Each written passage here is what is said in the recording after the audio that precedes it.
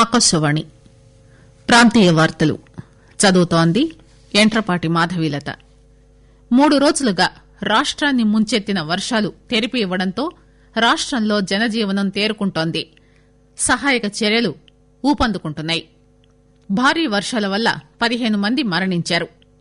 ఉమ్మడి ఖమ్మం, నల్గొండ, కరీంనగర్ జిల్లాల్లో కురిసిన భారీ వర్షాలకు వరి, పత్తి, ఇతర పంటలకు తీవ్ర నష్టం వాటిల్లింది. తెలంగాణలో కోవిడ్ రికవరీల రేటు స్వల్పంగా పెరిగి 88.76% మెరుగుపడింది. కోవిడ్ మహమ్మారిపై దేశం పోరాడుతున్న తరుణంలో ముందు జాగ్రత్తలను గుర్తు చేసుకుందాం. కోవిడ్ నుంచి సురక్షితంగా ఉండడానికి 3 సూత్రాలు.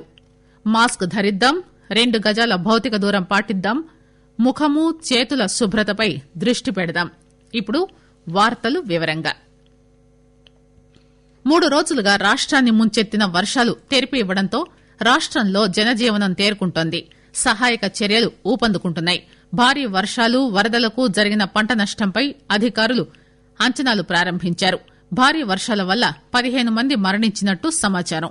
మా హైదరాబాద్ ప్రతినిధి లక్ష్మి అందిస్తున్న వివరాలు.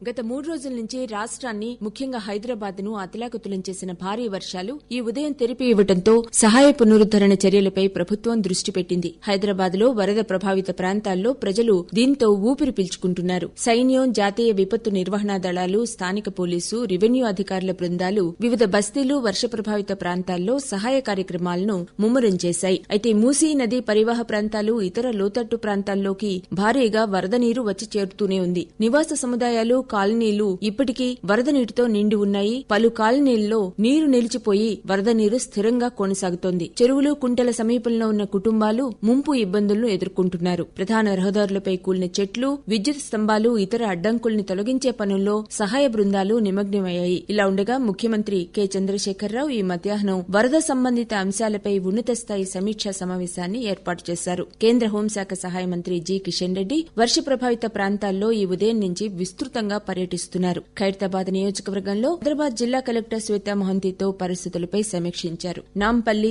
జూబ్లీహిల్స్ నియోజకవర్గాల్లో ముంపు ప్రాంతాలు, బస్తీల్లో మంత్రి పర్యటించారు. నాలాలు, ఇతర ముంపు ప్రాంతాలను ఆయన పరిశీలించారు. అక్కడి ప్రజల ఇబ్బందుల్ని అడిగి తెలుసుకున్నారు. 2 రోజుల పాటు కురిసిన వర్షాలతో రంగారెడ్డి జిల్లాలోని చెరువులు పొంగిపొర్లుతున్నాయి.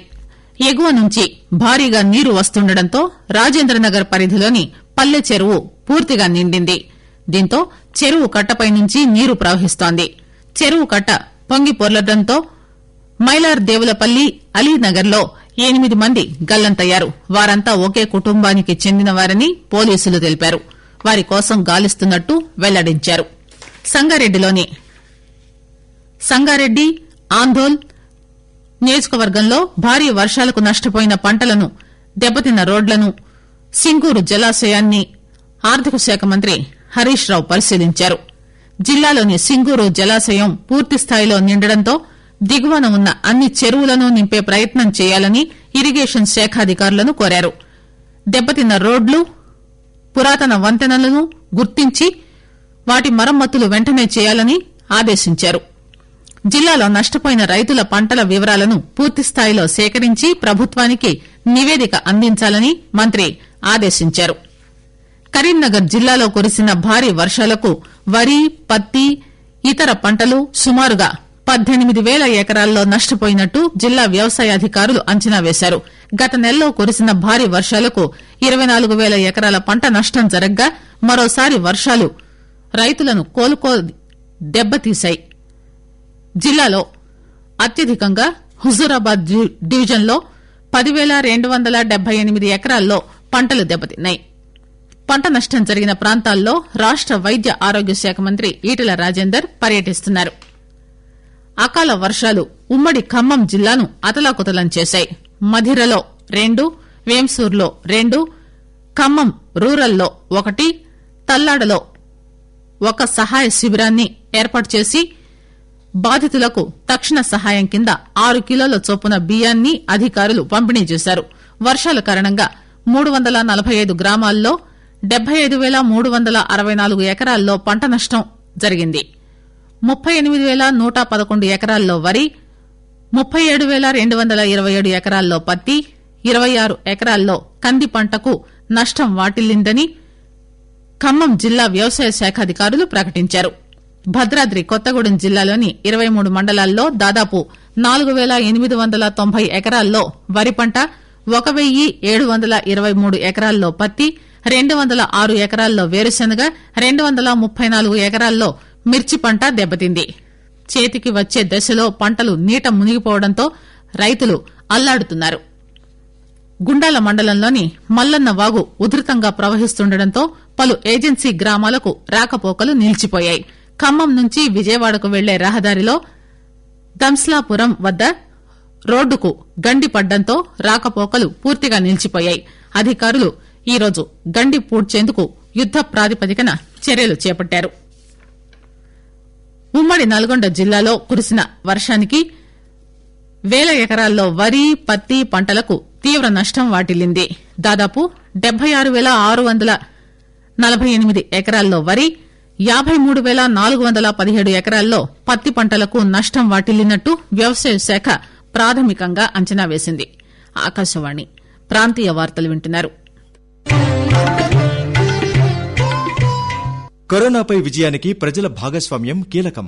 రండి, ప్రధానమంత్రి పిలుపునిచ్చిన జన్ ఆందోళన్ ప్రజా ఉద్యమంలో పాలు పంచుకోండి.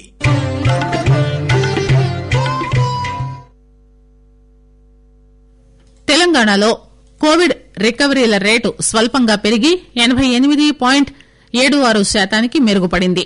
నిన్న మరో 1949 మంది కోలుకోవడంతో రాష్టంలో ఇంతవరకు కోలుకున్న వారి సంఖ్య 1,93,218గా నమోదైంది.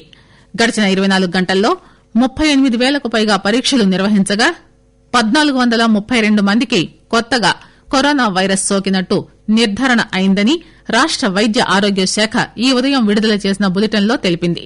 కాగా నిన్న మరో 8 మంది మరణించడంతో కోవిడ్ మృతుల సంఖ్య 1,249కి చేరింది. జీహెచ్ఎంసీ పరిధిలో తాజాగా 244 కరోనా పాజిటివ్ కేసులు నమోదయ్యాయి. మేడ్చల్ మల్కాజ్గిరిలో 115, భద్రాద్రి కొత్తగూడెం జిల్లాలో 99, ఖమ్మంలో 91, నల్గొండ 74, సూర్యాపేట 53, వరంగల్ అర్బన్లో 46 కోవిడ్ కేసులు కొత్తగా నమోదయ్యాయి. కోవిడ్ పట్ల తగిన అవగాహన కల్పించి వ్యాధి వ్యాప్తి కాకుండా తీసుకున్న చర్యలు సత్ఫలితాలిస్తున్నాయని Medchal Malkajgiri collectorate Covid control room medical officer doctor Santosh ఆకాశవాణితో చెప్పారు. నేను మేడ్చల్ మల్కాజ్గిరి ఆయుష్ మెడికల్ ఆఫీసర్ అండి. కోవిడ్ పేషెంట్లందరికీ హోమ్ ఐసోలేషన్ పేషెంట్లకు తగిన జాగ్రత్తలు సూచనలు ఇస్తున్నామండి. ఇప్పటి వరకు 30,000 పబ్లిక్ వరకు మేము సూచనలు సలహాలు ఇచ్చాము. చాలా మంది కోలుకున్నారు. కొంచెం కోమార్బిడ్ కండిషన్స్ ఉన్న పేషెంట్లకి కొంచెం రిస్క్ ఉంది. మేము మెడిసిన్స్ కూడా ఇమీడియట్ గా ఇస్తున్నాము ఆ పేషెంట్స్ కి. ప్రస్తుతం ఇవ్వాల్సిన సూచనలు ఏంటంటే భౌతిక దూరం పాటించాలి, మాస్కులు పెట్టుకోవాలి. ఇది మాత్రం మన వైద్య శాఖ నుంచి మేము సూచనలు సలహాలు ఇస్తున్నాము. 24 hours టెలి సర్వీసెస్ అండి. ఏ ఇబ్బంది ఉన్నా మా నెంబర్ కాల్ చేసి మాట్లాడచ్చు పేషెంట్స్.